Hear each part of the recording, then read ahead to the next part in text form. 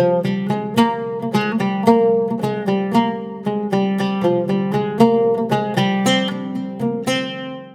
Friends, welcome to great Indian kitchen. நம்ம இன்னைக்கு ஒரு சூப்பரான டேஸ்ட்டில் எண்ணெய் கத்திரிக்காய் வறுவல் எப்படி செய்கிறதுன்னு பார்க்க போகிறோம். இதை ரொம்ப சிம்பிளாக ஈஸியாக செஞ்சு முடிச்சிடலாம். இது தயிர் சாதம், ரசம், சாம்பார் இது கூடலாம் வச்சு சாப்பிடும்போது ரொம்ப டேஸ்டியாக இருக்கும். கத்திரிக்காய் பிடிக்காதவங்க கூட இதை கேட்டு வாங்கி சாப்பிடுவாங்க. ஸோ கண்டிப்பாக நீங்கள் ட்ரை பண்ணி பாருங்கள். இப்போ வாங்க இந்த ரெசிபி எப்படி செய்கிறதுன்னு பார்க்கலாம்.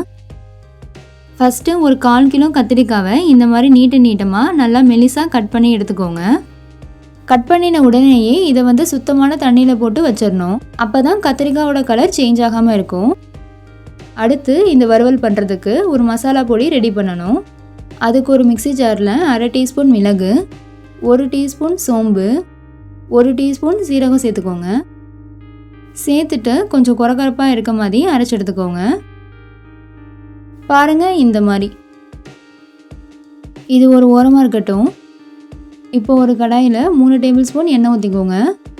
எண்ணெய் சூடானதும் அதில் 1 டீஸ்பூன் கடுகு சேர்த்துக்கோங்க. கடுகு நல்லா பொரியட்டும். அதுக்கப்புறமா ஒரு பெரிய சைஸ் வெங்காயத்தை பொடியாக கட் பண்ணி சேர்த்துக்கோங்க.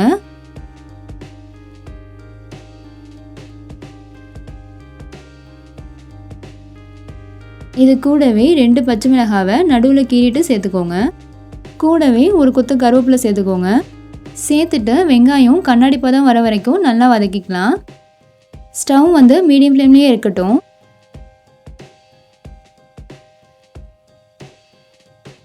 பாருங்கள், இப்போ வெங்காயம் நல்லா வதங்கிடுச்சு.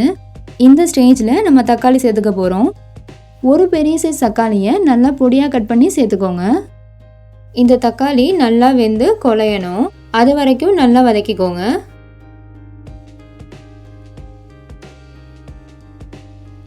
இப்போ பாருங்கள், நல்லா வதங்கி வந்துருச்சு.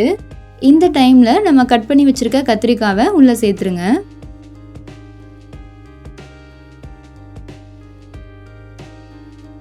இது கூடவே 1/4 டீஸ்பூன் மஞ்சள் தூள், தேவையான அளவு உப்பு சேர்த்துக்கோங்க. இப்போ இந்த எண்ணெயிலேயே ஒரு 2-3 நிமிஷம் நல்லா வதக்கி விடுங்க. உப்பு சேர்த்து வதக்குறப்ப நல்லா ஃபாஸ்ட்டாக வதங்கிடும்.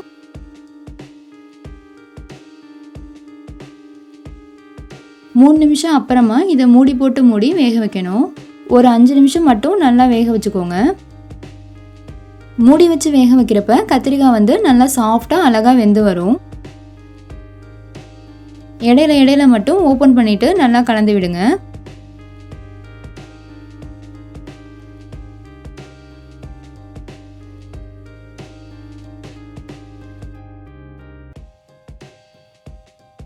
அஞ்சு நிமிஷம் ஆயிடுச்சு. இப்போ ஓப்பன் பண்ணிடலாம். இப்போ பார்த்தீங்கன்னா கத்திரிக்காய் ஒரு 3/4 வாசி நல்லா வதங்கி வந்துடுச்சு. இந்த ஸ்டேஜில் 2 டீஸ்பூன் மிளகாத்தூள் சேர்த்துட்டு நல்லா மிக்ஸ் பண்ணிக்கோங்க.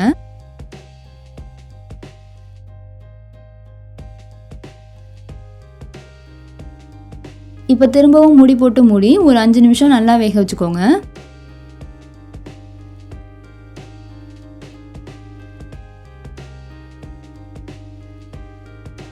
பாருங்க, இப்போ மசாலாவோட பச்சை வாசனைலாம் போய் கத்திரிக்காய் முழுமையாக வெந்து வந்திருக்கு.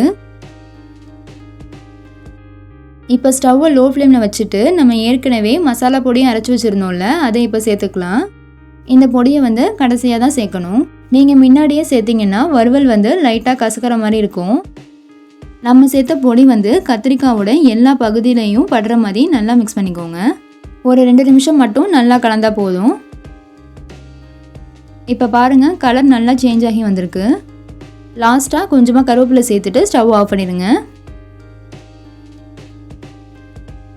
அவ்வளோதான், நம்ம டேஸ்டியான எண்ணெய் கத்திரிக்காய் வறுவல் சூப்பராக ரெடி ஆயிடுச்சு. இதை நீங்கள் வெறும் தயிர் சாதத்தோடு வச்சு சாப்பிட்டாலே ரொம்ப சூப்பராக இருக்கும். ஸோ கண்டிப்பாக வீட்டில் செஞ்சு பாருங்கள். செஞ்சு பார்த்துட்டு எப்படி இருந்துச்சுன்னு கமெண்ட் செக்ஷனில் சொல்லுங்கள். வீடியோ பிடிச்சிருந்தா லைக் பண்ணுங்கள், ஷேர் பண்ணுங்கள், சப்ஸ்கிரைப் பண்ணுங்கள். தேங்க்யூ, பாய்.